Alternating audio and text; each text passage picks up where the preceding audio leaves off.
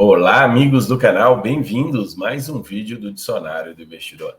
Pessoal, esse é nosso quadro agora, vai virar uma série que vai sair todo dia às 8 horas da noite, todo dia útil às 8 horas da noite, para falar sobre algum fundo imobiliário que vocês escolheram, que vocês decidiram que querem ouvir que eu fale sobre ele. Como é que funciona isso? Você tem um ticker na cabeça que você quer ouvir falar. Você coloca ele nos comentários. Aquele ticker aí que tiver mais curtidas, você vai ser o que eu vou fazer o comentário no próximo dia. Sempre eu vou fazer o fechamento por volta de meio-dia, olhar qual que tem mais curtidas para eu ir estudando o fundo e fazer o comentário dele para o vídeo da noite. Só para deixar bem claro para vocês, às vezes você nem precisa comentar. Outra pessoa já comentou aquele ticker que você está interessado, você vai lá e curte o comentário do colega. E é claro, tem que curtir o vídeo também, né, gente? Para a gente chegar a mais e mais pessoas. Hoje nós vamos falar de um fundo imobiliário muito interessante. Mas antes eu tenho que dar esse aviso a vocês que esse vídeo não é uma recomendação de investimentos. Ativos citados não podem ser considerados indicações de investimento. A responsabilidade de escolha de ativos é do próprio investidor e a rentabilidade passada não é garantia de rentabilidade futura. E aqui o Comenta Fundo, onde vocês podem botar tanto fundo de investimentos imobiliários quanto FIAGRO ou FIINFRA. O que tiver mais curtida será comentado destas três categorias, tá certo, gente? E o escolhido dessa vez foi o Celso Lossano, e teve pouca curtida, né? Porque esse vídeo saiu ontem, na verdade foi ontem, 5 horas da tarde, logo em seguida, na verdade, dia 28, 5 horas da tarde, e logo em seguida teve muitos vídeos de DI Proventos. Aí o YouTube acabou não entregando tanto esse vídeo, então acabou sendo escolhido um com eu considero poucas curtidas, mas é bom a representatividade aqui com 6 curtidas, o BTAL11. Primeiro eu vou trazer o gráfico dele do último mês. No último mês aí ele está mostrando uma queda de 5,89%. Natural, o IFIX vem caindo nesse último mês por volta disso, está dando uns 3%. Então, bem natural mesmo está indo, já que o fundo, o IFIX, não retira os proventos, enquanto aqui nessa cotação mostrada pelo Google, o provento sai, né? Então você pegou 84 mais um provento nesse último mês, então a queda daria muito próxima da queda do IFIX se você contar com um provento. Ele é o BTG Agrologística, BTG Pactual Agrologística, o BTAL11. Ele não é um FIAGRO, ele é um fundo de investimento imobiliário do setor agrícola, tá certo? Ele não se encaixa como FIAGRO, até porque ele foi criado antes da lei dos FIAGROS. A lei dos FIAGROS é de junho de 2021 e ele foi criado em fevereiro de 2021. Então, ele foi criado antes. Poderia ser FIAGRO? Poderia, mas ele nasceu fundo de investimento imobiliário e continua sendo fundo de investimento imobiliário. Ele tem o último provento anunciado dele foi 83 centavos e faz um bom tempo que está dando esse provento. Na cotação de hoje, esse provento já dá 1%. Apesar daqui estar mostrando 0,93%, mas na cotação de hoje, R$ 83,00, esse provento já dá 1%, o valor patrimonial dele está R$ 105,89 e o PVP dele 0,78, está 22% mais barato que o seu valor patrimonial. Se você notar, há muito tempo ele está distribuindo esse provento constante de 83 centavos. Diria que já tem mais de ano. E que dá no total aí R$ 9,93 nos últimos 12 meses, que dá um dividend yield nessa cotação de hoje de 11,95%, quase 12% ao ano está entregando BTAL11. Isso aqui, esse 12% é sem você estar reinvestindo os dividendos, que o Fundos Explorer calcula. Ele é o BTG Pactual Agrologística, que tem o código BTAL11. Trouxe dados do relatório de janeiro. Essa foto aqui é do próprio relatório de um dos imóveis que o fundo tem, muito bonito, por sinal.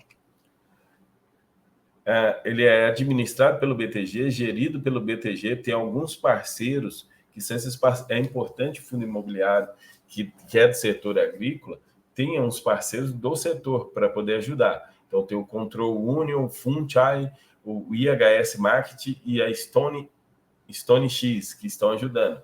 A taxa de administração eu considero salgadinha, 1,10% sobre o patrimônio do fundo ou o valor do mercado, caso o fundo integre o IFIX. Como o fundo integra o IFIX, está sendo o valor de mercado, 1,10% em cima do valor do mercado.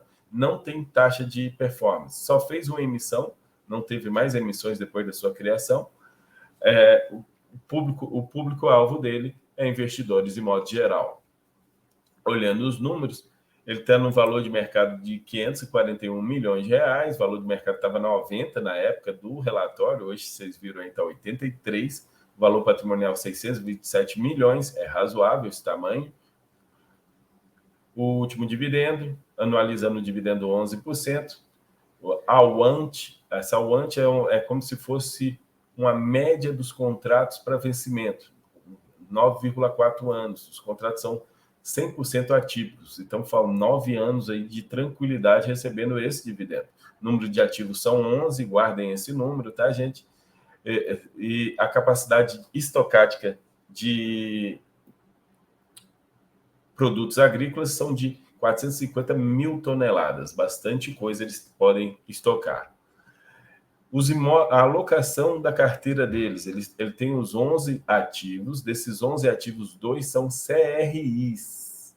Ele tem o CRI Serpasa e o CRI Andal. E depois são todos os outros imóveis. Esse primeiro aqui, que está em 7%, foi um que teve o caso do fogo, que pegou fogo esses dias aí. Mas já deixou claro que a própria empresa Riad vai bancar todas as despesas que teve com o incêndio que aconteceu. Isso não vai impactar em nada no fundo. Aí, essa é a alocação de todos. O que me preocupa é o seguinte, se você somar o que ele tem de CRIs, dá 28%. Tem muita coisa em certificados de recebíveis imobiliários. E ele ainda está também com 6% em caixa. Se a gente olhar pela receita, a gente vê aqui que a composição do fundo, a renda que vem do CRI, dessa vez do CRI Serpasa, não veio renda nenhuma nesse mês. Mas o CRI Andal veio 12 centavos. E teve 12 centavos que veio com ganhos de capital de CRI. Como assim ganhos de capital de CRI? Eles giraram esses 2 CRIs que ele tem, vendendo no dia e recomprando no outro, marcando na curva para poder liberar a inflação. E assim aumentar o resultado. A gente vai ver aqui no DRE, na coluna de janeiro, ele teve um resultado de receita imobiliária de R$ 3.281.000, uma receita de CRI de R$ 727.000, uma renda fixa de R$ 222.000, mais ganhos de capital de CRIs, que é esse giro de vender o CRI e recomprar ele, gerou R$ 756.000, mais até que a receita de CRI. Então, graças a esse giro, ele conseguiu chegar a um resultado por cota de 74 centavos.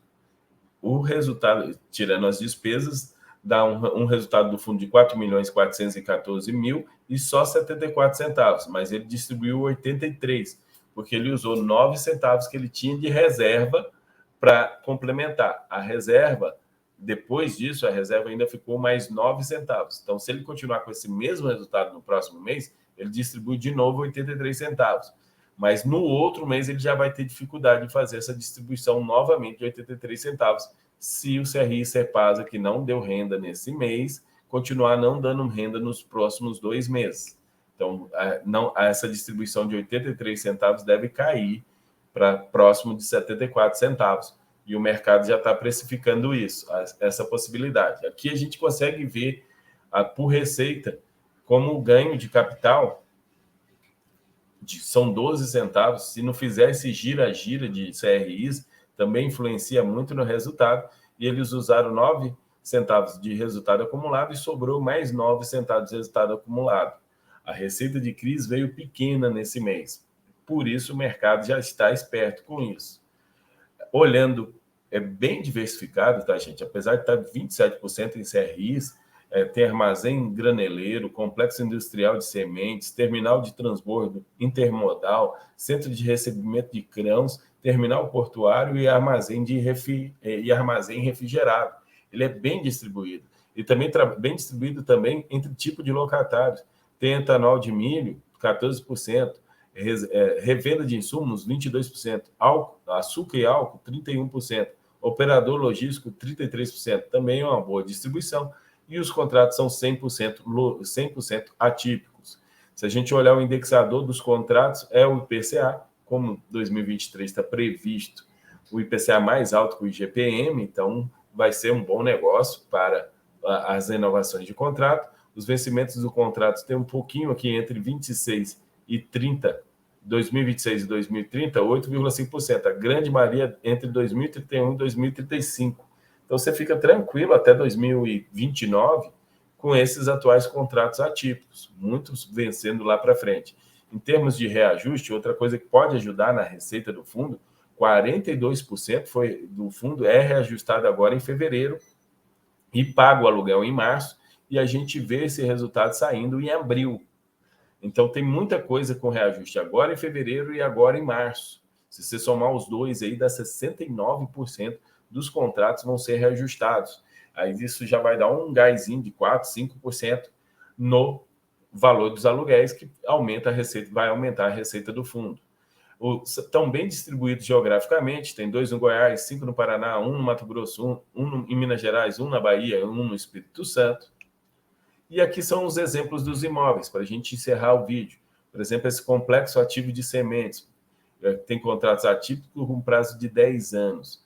Esse outro aqui é o Itaruma, em Minas Gerais, é um terminal intermodal de 99 milhões, o prazo é de 15 anos. E outro aqui, por exemplo, é esse terminal portuário de 42 milhões, também tem prazo de 10 anos.